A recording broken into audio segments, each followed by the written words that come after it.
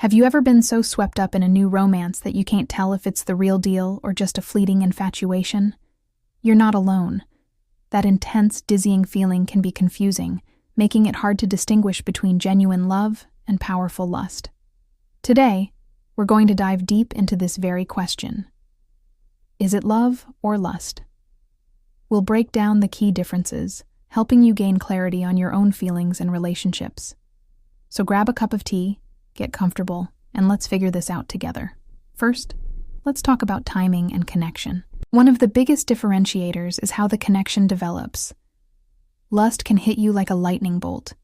It's instant, it's intense, and it's often based on physical attraction and fantasy. You might find yourself obsessed with someone you barely know. As relationship expert Deontay Derhally puts it, when you're in lust with somebody, you don't really know them at all, and so you've made up a story about who they are. You're projecting your desires onto a person, creating an idealized version of them in your mind. It's all about that initial spark, that irresistible pull. Love, on the other hand, is a slow burn. It's not something that happens overnight. It requires time, effort, and genuine emotional intimacy. Love grows as you spend quality time getting to know someone on a deeper level, learning their quirks, their fears, their dreams, and their past. It's about seeing them for who they truly are, flaws and all, and forming a secure attachment. While a loving relationship can certainly start with the spark of lust, that spark needs to be nurtured with real connection to grow into the warm, steady flame of love. So ask yourself, is my connection based on a fantasy I've created, or is it built on a foundation of truly knowing this person? Next, let's examine the emotional landscape of your relationship. How does it make you feel day to day? Lust often brings a storm of emotional chaos. It's a roller coaster of highs and lows.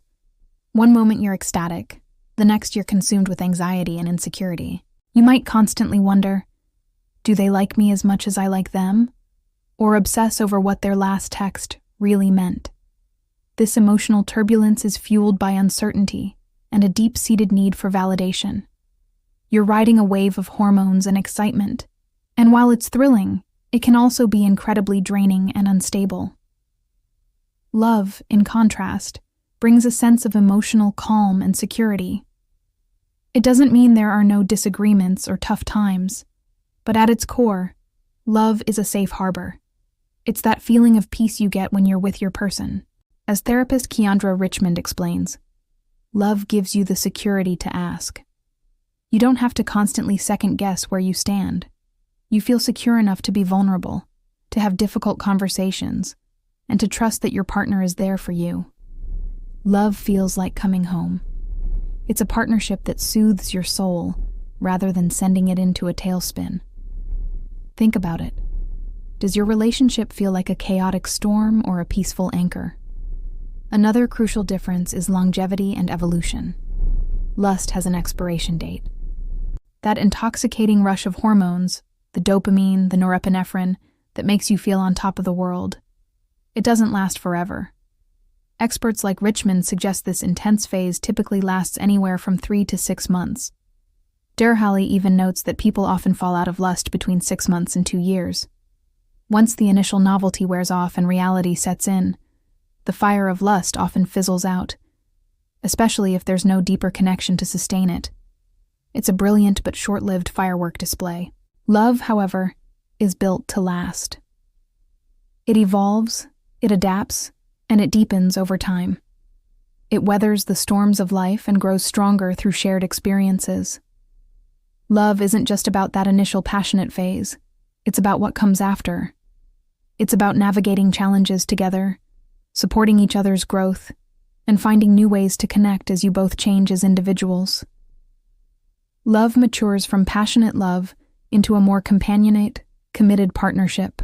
It's a garden that you tend to together, and with care, it continues to blossom in new and beautiful ways year after year.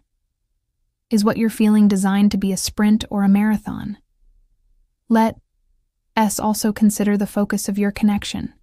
Is it on the present or the future?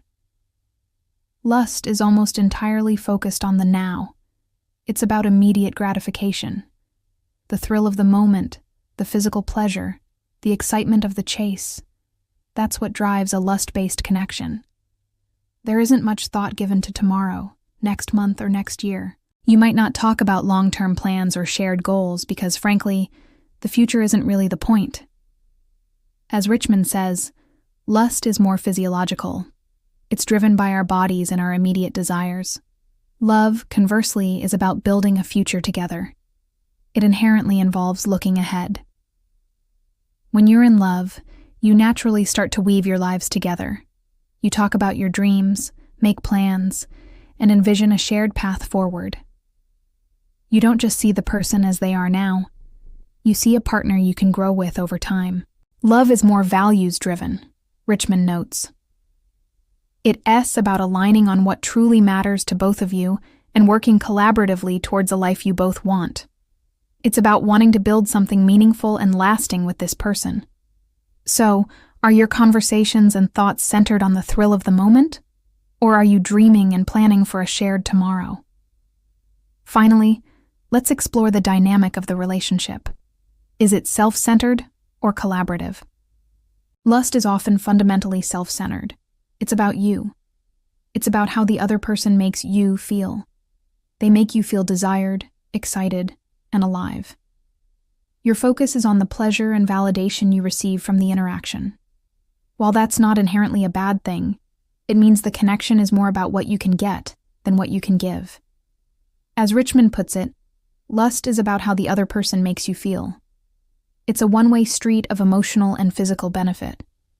Love, on the other hand, is inherently collaborative. It's about we, not me. Love is about how you show up for each other, Richmond says. It's about mutual support, compromise, and a genuine desire for your partner's happiness and well-being, even when it requires sacrifice from you. You celebrate their wins as if they were your own, and you ache with their losses. Your happiness becomes intertwined. Love is about being a team, facing life's challenges together, and actively working to make each other's lives better. It's a partnership where both people are invested in giving, supporting, and uplifting the other. So, after considering all these points, what's the takeaway? It's important to know that lust isn't necessarily bad. It can be fun, exciting, and a natural part of human connection. The key is self-awareness. Being honest with yourself about what you're feeling and what you truly want is crucial. If you're enjoying a fun, lust-filled connection and that's all you're looking for, that's perfectly fine, as long as you're not misleading the other person about your intentions. And if you're still unsure, relationship coach Liam Bowers suggests you can simply slow down. Take a breath and assess where you are. Maybe you feel lust right now, and maybe, just maybe, it has the potential to grow into love over time. That's a valid possibility. The journey from lust to love is a real one for many couples. The most important thing is to be honest with yourself and to communicate openly with the person you're with. Don't pretend you're ready for a future if all you want is the now. Navigating the complexities of human emotion is never easy. But by understanding these signs, you're now better equipped to recognize the difference between lust and love. You can move forward with more clarity, whether you find yourself falling into one or the other. It's all about knowing your own heart and being true to your needs. Thank you so much for joining me today for this important conversation. I hope this has given you some valuable insights to reflect on. If you found this helpful, please give this video a thumbs up and let me know your thoughts in the comments below. And don't forget to subscribe and hit that notification bell so you don't miss our next video. Take care and see you soon.